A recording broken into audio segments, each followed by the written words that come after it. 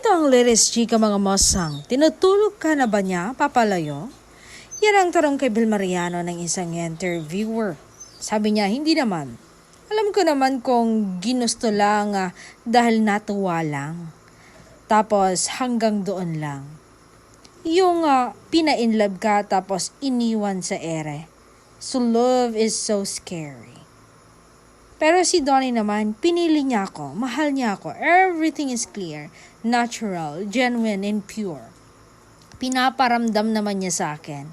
Pero kung hindi ko ramdam, madali lang magkalimutan.